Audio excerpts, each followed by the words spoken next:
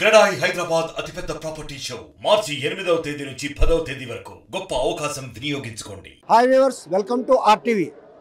RTV ప్రేక్షకులందరికీ కూడాను మహాశివరాత్రి శుభాకాంక్షలు. శివరాత్రి పేరు చెప్తే శైవ క్షేత్రాలన్నీ భక్తులతో కిటకిటలాడుతుంటాయి. కానీ భూమట్టానికి 4925 అడుగుల ఎత్తునున్నటువంటి మహేంద్రగిరి పర్వతాల మీద మాత్రం లక్షలాది మంది భక్తులు అక్కడ ఉన్నటువంటి దేవాలయాలను దర్శించేందుకు ఈ మహాశివరాత్రి పర్వదినాన్ని ఇచ్చేస్తుంటారు. దేశ నలుమూలన వచ్చిన భక్తులతో ఈ కొండంతా కూడా జనసంద్రంగా మారుతుంది. ఇంతకీ ఈ కొండపై ఎటువంటి మహత్యం ఉంది, ఈ కొండపై ఉన్నటువంటి గుడులు ఏంటి, అక్కడ దేవతామూర్తులు ఎలా కొలువు తీరారు అన్న విషయం ఆర్టీవీ మీకు కళ్ళకు కట్టినట్టు చూపిస్తుంది. అంత ఎత్తైన కొండ మీద పాండవులు వనవాసం చేసే రోజుల్లో ఇక్కడ నివాసం ఉండేవారని, వారికి గుర్తుగా ఆ రోజులోనే ఇప్పుడు మనం ఎన్నుకున్నటువంటిది కుంతి దేవాలయం. కుంతి శివభక్తురాలు కావడంతో శివ దేవాలయంతో పాటు ఆమె పేరుతోనే ఆ దేవాలయం నిర్మించి శివుణ్ణి ప్రతిష్ఠ చేసిందన్నటువంటి పాత పురాణం కూడా చెప్తుంది. ఈ నేపథ్యంలోనే మహాశివరాత్రి పర్వదినాన ఆ కుంతి ఆలయంతో పాటు కొడుకులైనటువంటి ధర్మరాజు, భీముడు, అర్జునుడు కూడాను దేవాలయం కట్టడం జరిగింది. అదేవిధంగా నకులు సహదేవులకు కూడాను అంటే ఎవరైతే భక్తులు వస్తారో వారిద్దరికీ గుడులు లేవని తెలిసి ప్రతి ఒక్కరు కూడా ఒక రాయిని అక్కడ వేసి వారికి గుడిని నిర్మించే ప్రక్రియకి మాత్రం శ్రీకారం. అటువంటి అద్భుతమైనటువంటి దృశ్యాలు ఇక్కడ ఈ మహేంద్రగిరి పర్వతాలపై కొలువుదినాయి. మహాశివరాత్రి పర్వదినానే లక్షల సంఖ్యలో భక్తులు నానా వ్యయ ప్రయాసాలు పడి చలిని సైతం లెక్క చేయకుండా చీకటిని కూడాను అతిక్రమిస్తూ ఈ కొండపైకి రావడం జరుగుతుంది. ఒడిశా సరిహద్దుల్లో ఉన్నటువంటి ఈ ఏదైతే ఈ పర్వత పుణ్యక్షేత్రం ఉందో ఇది పూర్తిగా ఒడిశా రాష్ట్రంలో కంట్రోల్లో ఉంది. భక్తులు అంతా కూడాను తెలుగువారైనప్పుడు కూడాను వారికి అవసరమైనటువంటి అన్ని మౌలిక సదుపాయాల కల్పనలో ఒడిశా ప్రభుత్వం మాత్రం అన్ని చర్యలు తీసుకుంటుంది. గతంలో ఈ పర్వత శ్రేణి మీదకి రావాలంటే నానా వ్యయప్రయాసాలు పడి రోజులు తరబడి నుండి ఈ కొండపైకి వచ్చే పరిస్థితి ఉంది. కానీ ప్రస్తుతం మాత్రం రహదారి సౌకర్యం కల్పించడంతో ప్రతి ఏడాది కూడా లక్షల సంఖ్యలో భక్తులు ఈ స్వామివారిని దర్శించుకోవడానికి వస్తారు. కుంతి దేవాలయంతో పాటు ధర్మరాజు, భీముడు, అర్జునుడు దేవాలయాన్ని కూడా దర్శించుకున్నారు. అంటే శివరాత్రి తగులు గడియలు ఏవైతే ఉన్నాయో ఆ గడియల్లోనే ఈ గుడిలను దర్శించుకోవాలని వారి తాలూకా ఏదైతే భక్తి తత్పరత ఉంటుందో ఆ తత్పరత మాత్రం ఈరోజు ఎక్కడ కూడా చెక్కు చెదరలేదు అనడానికి లక్షలాది సంఖ్యలో భక్తులు తరలి వచ్చినటువంటి ఈ ప్రక్రియ మనకు స్పష్టం చేస్తుంది. అటవీ ప్రాంతం, దట్టమైన వన్యమయ ప్రాణాలు ఉంటాయి. ఎవరు కూడా 365 రోజుల్లో 364 రోజులు ఎవరు కూడా ఇటు కన్నెత్తి చూడకపోయినా మహాశివరాత్రి పర్వదినాన్ని శివుడిని పూజించాలంటే ఈ పర్వత శ్రేణుల్లో కొలువుదీరినటువంటి కుంతి నిర్మించినటువంటి ఆ గుడిలో శివుణ్ణి ప్రతిష్ఠించారు. ఆమె శివభక్తురాలు కావడంతోనే ఈ గుడి నిర్మాణం అలా జరిగింది. ఇప్పటికి కూడా చెక్కు చెదరనటువంటి ఆ కట్టడం మాత్రం భక్తుల్ని కనువిందు చేస్తుంది. మరోవైపు చూస్తే కనుక ఆమె నిర్మించబడినటువంటి ఈ దేవాలయంతో పాటు తన తనయులకు కూడాను దేవాలయం నిర్మించడం, ఆ దేవాలయాన్ని చూసేందుకు భక్తులు పరితపిస్తుంటారు. శివరాత్రి అంటేనే చలి ఇక్కడ ఉండదు అనుకొని వచ్చిన భక్తులందరూ వేముడుకుల కొలికే చలిని కూడా లెక్క చేయకుండా ఈ స్వామివారిని దర్శించుకునేందుకు పరితపిస్తుంటారు. ఆ పరితపించే క్రమమే ఈ రోజుకి వారికి ఎటువంటి అసౌకర్యం కానీ అదేవిధంగా వారికి ఎటువంటి ఇబ్బందులు కూడా కలిగే పరిస్థితి. ఎన్ని వ్యయ ప్రయాసాలు పడినా మహాశివరాత్రి పర్వదినాన ఈ పర్వత శ్రేణిపై కొలువు తీరినటువంటి ఆ కుంతి దేవాలయంతో పాటు ఇతర దేవాలయంలో కొలువు తీరిన ఆలయాలను దర్శించేందుకు వారు చేసినటువంటి ప్రయత్నం కళ నెరవేరిందన్నటువంటి ఆకాంక్ష వారిని ఎంతో సంతృప్తిని కలిగిస్తుంది. కాకపోతే ఈ దేవాలయాల నిర్మాణానికి ఇక్కడ కొలువు తీరినటువంటి ఈ ఏవైతే దేవతామూర్తులకి అసలు ఏమిటి మూల ఆధారం, చరిత్రలో ఇటువంటి ఏ చరిత్ర దీని వెనక దాగుంది అనే విషయం ప్రస్తుతం మనతో వివరించడానికి సురేష్ ఈ పర్వత శ్రేణుల మీద కుంతి దేవాలయంతో పాటు ధర్మరాజు, అదేవిధంగా భీముడికి, అర్జునుడు కూడా గుడిని నిర్మించడం జరిగింది. సో వీటిని వెనుకున్నటువంటి చరిత్ర ఏంటి, ఆ చరిత్రలో ఇంతగా భక్తులను ఆదరించబడినటువంటి ఈ పర్వత శ్రేణి మీద ఇంతమంది ఇన్ని వ్యయప్రయాసాలు ఆడడానికి కారణాలు ఏంటి, ఆ విషయాన్ని కొద్దిగా ప్రేక్షకులు వివరించి చూసుకున్నట్లయితే గనక ముందుగా అసలు ఈ మహేంద్రగిరి పర్వతాల గురించి మనం మాట్లాడుకుందాం. మహేంద్రగిరి పర్వతాలు అనేవి సముద్ర మట్టానికి 4925 అడుగుల ఎత్తులోని ఈ మహేంద్రగిరి పర్వతాలు అయితే ఉండడం జరిగింది.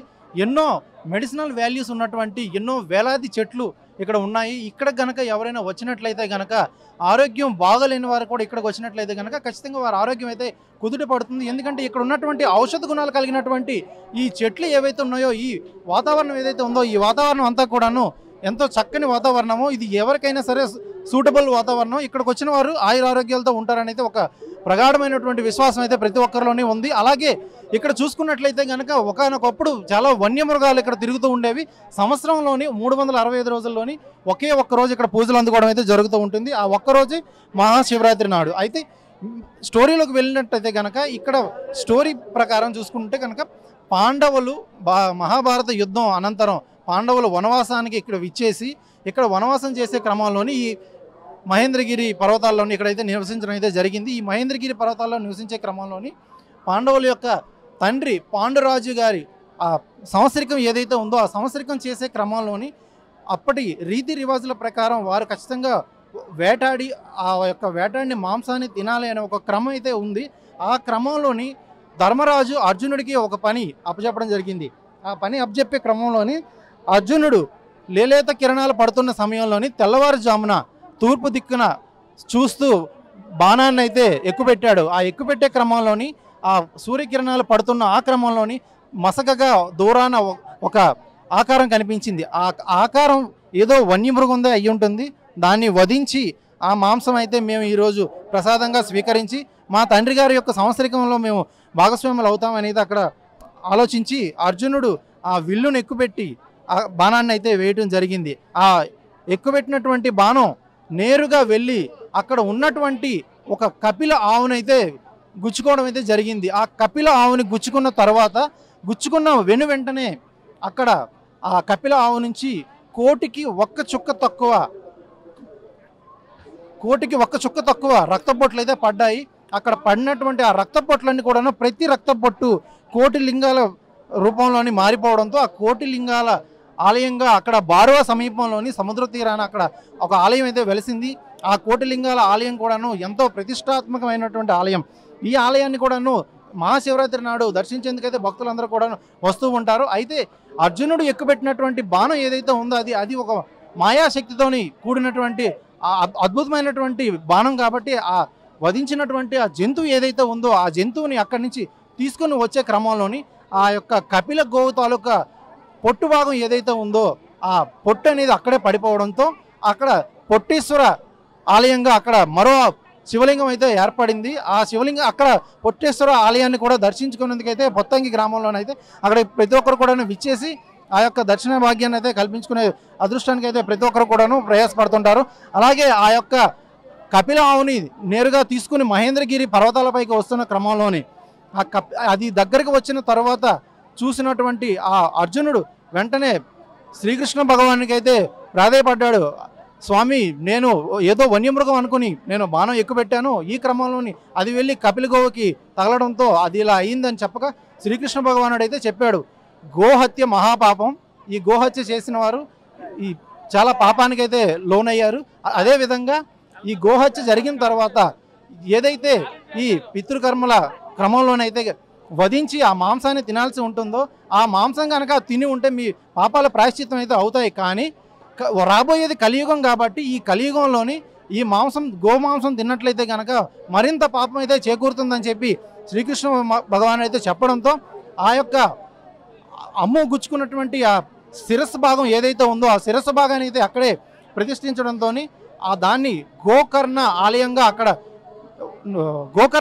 అక్కడ ప్రసిద్ధి చెందింది. అలాగే కొంత మాంస భాగాన్ని అయితే భీముడు ఆ యొక్క బండరాజుని తీసుకుని 2 రంగులు ఉన్నటువంటి నేలపైన గట్టిగా ఒత్తి దాన్ని చదునుగా చేయడం జరిగింది. ఆ చదునుగా చేసినటువంటి నేలలోని తెల్లగా ఉన్న భాగంలోని కొంత మాంసం, ఎర్రగా ఉన్న భాగంలోని కొంత మాంసం పెట్టి దాన్ని మళ్ళీ మట్టితో కప్పిపూడ్చాడు.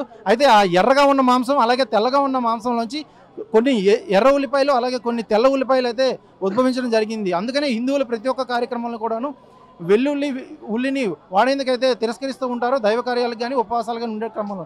అయితే చివరగా ఆ శ్రీకృష్ణ పరమాత్ముడు చెప్పిన దాని ప్రకారం చూసుకున్నట్లయితే కనుక వారి యొక్క గోహత్య ఏదైతే ఉందో దాని నుంచి నివృత్తి కోసం అయితే ఇక్కడ మహేంద్రగిరి హిల్స్లోనైతే ఈ యొక్క ఆలయాన్ని అయితే నిర్మించడం జరిగింది.